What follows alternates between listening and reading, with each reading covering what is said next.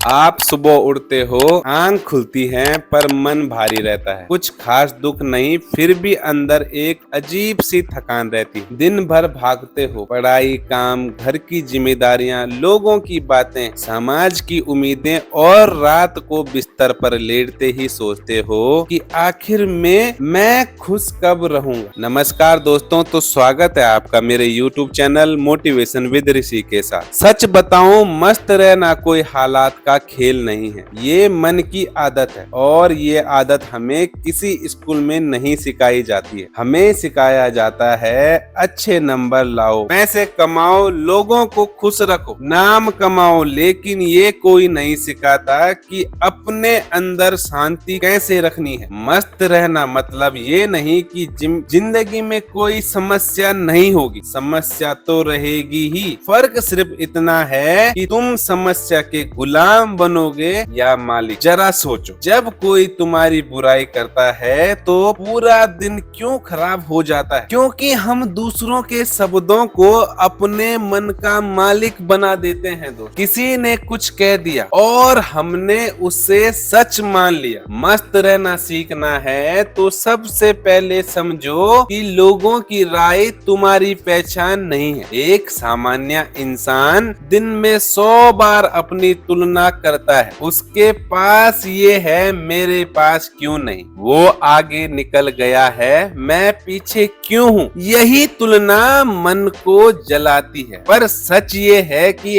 हर व्यक्ति की दौड़ अलग है। कोई जल्दी जीतता है तो कोई देर से, कोई शांति में जीतता है तो कोई शोर में हार जाता है। अगर तुम अपनी चाल पहचान लो तो तुम्हें किसी से जलने की जरूरत नहीं है। मस्त रहने का पहला रहस्य है स्वीकार करना। जो है उसे स्वीकार करो, अपनी कमी भी, अपनी ताकत भी। जब तुम खुद से लड़ना छोड़ दोगे तभी मन हल्का हो। जो इंसान खुद को हमेशा गलत ठहराता है वो कभी खुश नहीं रह सकता। दूसरी बात दोस्तों, छोटी छोटी बातों में खुशी ढूंढना सीखो। एक कप चाय की गर्माहट, सुबह की ठंडी हवा, किसी अपने का मुस्कुराना, जिंदगी इन्हीं पलों से बनी है। हम बड़ी खुशी के इंतजार में छोटी खुशियों को खो देते हैं और फिर कहते हैं जिंदगी में मजा नहीं है। तीसरी बात दोस्तों, अपनी सोच को देखो। दिन भर मन में क्या चलता है? शिकायतें, पुरानी यादें। अगर तुम बार बार अतीत को दोहराते रहोगे तो वर्तमान में कैसे जी पाओगे? मस्त रहने का मतलब है जो बीत गया उसे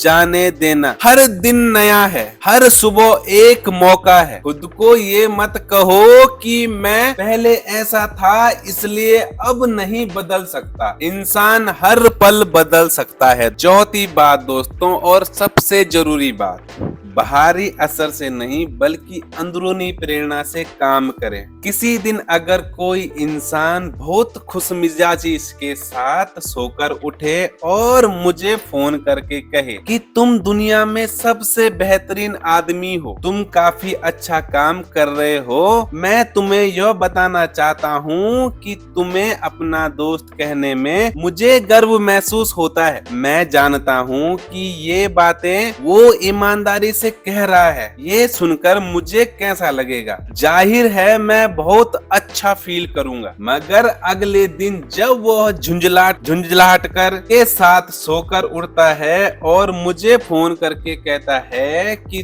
तुम दुष्ट, जालसाज और मक्कार हो, तुम शहर में सबसे बड़े धोखेबाज हो, ये सुनकर मुझे कैसा महसूस होगा? जाहिर सी बात है मुझे बहुत बुरा लगेगा। जब उसने पहले दिन कहा तुम सबसे अच्छे आदमी हो, मैंने अच्छा महसूस किया। अगले दिन जब उसने मुझे दुष्ट कहा तो मैंने बहुत बुरा महसूस किया। मेरी जिंदगी को कौन कंट्रोल कर रहा है? यकीनन वो इंसान। क्या मैं अपना जीवन ऐसे गुजारना चाहता हूँ? अपने आप से ये सवाल जरूर करें। हरगिज नहीं। ये हुई बाहरी दबाव से चलने की बात। मैं अंदरूनी प्रेरणा से चलने वाला बनना चाहता हूँ। अपने आप से ये जरूर कहें। जब उसने मुझे फोन किया और मुझे सबसे अच्छा व्यक्ति कहा तो सुनने में तो ये बात बात बड़ी अच्छी लगी, लेकिन अगर वो मेरी तारीफ में ये बातें ना भी कहता तो भी मैं अपनी नजरों में एक अच्छा इंसान ही हूँ। और अगले दिन जब उसने मेरी बुराई की तो उसके शब्दों में मुझे भले ही बुरे लगे, पर वे मुझसे छोटेपन का एहसास नहीं पैदा कर सकते, क्योंकि अपनी नजरों में मैं अब भी एक अच्छा इंसान ही हूँ। जब लोग ऐसी बातें कहते हैं तुम मुझे नाराज करते हो, तो यहाँ पर कंट्रोल भारी है, लेकिन जब मैं कहता हूँ मैं तुमसे नाराज हूँ, तो यहाँ पर कंट्रोल अंदरूनी है दोस्तों। अब वो एक छोटी सी कहानी सुनाना चाहता हूँ। प्राचीन भारत के किसी साधु महात्मा जी को राह चलते एक आदमी ने गालियां दी। उन महात्मा जी ने बिना परेशान हुए उन बातों को तब तक सुना जब तक वो आदमी बोलते बोलते थक ना गया। तब उन्होंने उस आदमी से पूछा, अगर किसी की दी हुई चीज ना ली जाए तो वो चीज किसके पास रहेगी? आदमी ने जवाब दिया कि चीज देने वाले के पास ही रह जाएगी। महात्मा जी ने कहा, मैं तुम्हारी इस देन को लेने से इनकार करता हूँ। और वो उस आदमी को हक्का बक्का और हैरान छोड़कर चल दिए। उन महात्मा का खुद पर अंदरूनी कंट्रोल था। जब तक हम भारी बातों को दोष देते रहेंगे, जब तक हमारे दुख बने रहेंगे और हम खुद को लाचार महसूस करते रहेंगे, जब तक हम अपने एहसास और व्यवहार की जिम्मेदारी खुद नहीं लेंगे, तब तक हमसे कोई बदलाव नहीं आएगा। हमें सबसे पहले खुद से सवाल पूछने चाहिए, मैं परेशान क्यों हुआ, मैं गुस्सा क्यों हुआ और मैं निराश क्यों हुआ? तब हमें इन पर काबू पाने के उपाय सूझने लगते हैं दोस्त। खुशी सकारात्मक स्वाभिमान का नतीजा है। अगर हम लोगों से पूछे कि उन्हें किन बातों से खुशी मिलती है, तो लोग हमको बहुत किस्म के जवाब देंगे। इनमें से ज्यादातर लोग धन दौलत ऐशो आराम की चीजों के नाम बताएंगे, लेकिन असली खुशी उन चीजों को पाने में नहीं है, उन खुशी को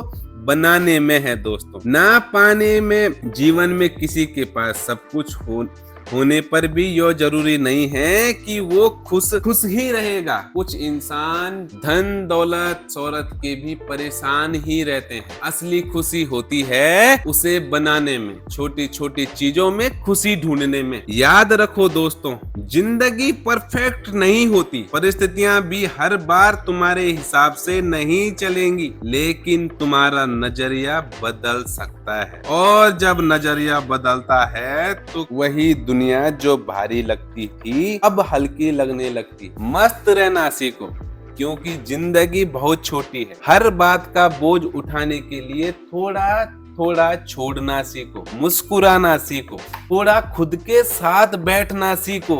जब तुम अंदर से हल्के हो जाओगे, तब तुम्हें समझ में आएगा असली आजादी बाहरी नहीं अंदरूनी होती है, जो कि हमारे ही भीतर होती है। इसलिए अपनी जिंदगी में मस्त रहना सीखो। तो दोस्तों, ये वीडियो मैं यहीं पे खत्म करता हूँ। उम्मीद करता हूँ कि आपको मेरी ये वीडियो पसंद आए। अगर आपको मेरी ये वीडियो पसंद आती है तो मेरे चैनल को लाइक, सब्सक्राइब और शेयर जरूर कर लिए। नमस्कार।